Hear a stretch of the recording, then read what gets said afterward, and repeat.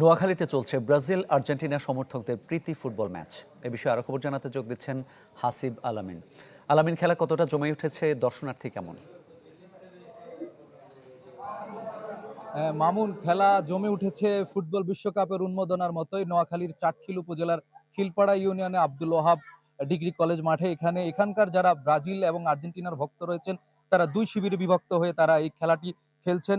এখানে যারা আহ, সমর্থক রয়েছেন তারা কেউ গাছের উপরে আছেন, কেউ বিভিন্ন ছাদে কিংবা বিভিন্ন বারান্দায় কিংবা মাটিতে বসে তারা অপেক্ষা করছেন, খেলা দেখছেন। এখন অবধি খেলার মধ্যে কোনো গোল হয়নি।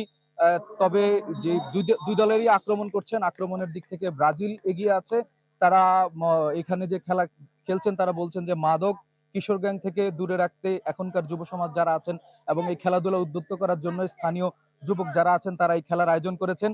তারা এই খেলার অংশে আমরা দেখেছি ব্রাজিলের যে দল আছে 11 জন করে, আর্জেন্টিনার যে 11 জন আছে তারা 11 জনে বিভক্ত হয়ে খেলছেন। বর্তমানে বিরতি চলছে এবং এই বিরতিতে যারা আছেন তারা বিভিন্ন আহ, আহ, পানি বিরতি নিচ্ছেন এবং এখানে একটু আগে কিন্তু দর্শকে পুরা মাঠ কানা কানায় পরিপূর্ণ ছিল। এখনো আছে, তারা শেষ অবধি কে জয়ী হবেন সেটাই তারা আহ, ছক গুনছেন।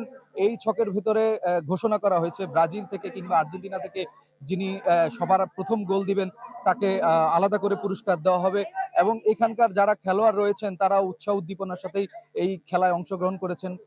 একই সাথে এই এলাকার যারা যুব সমাজ রয়েছেন তারা রাতের বেলায় বড় পর্দায় তারা খেলা দেখেন এবং একসাথে খেলা উপভোগ করেন। তারা বলছেন মাদক থেকে দূরে থাকতে, কিশোর গ্যাং থেকে দূরে থাকতে এই ধরনের খেলার আয়োজন তারা অব্যাহত রাখবেন। মামুন, এই ছিল আমার কাছে এখানকার সর্বশেষ। ধন্যবাদ আপনাকে।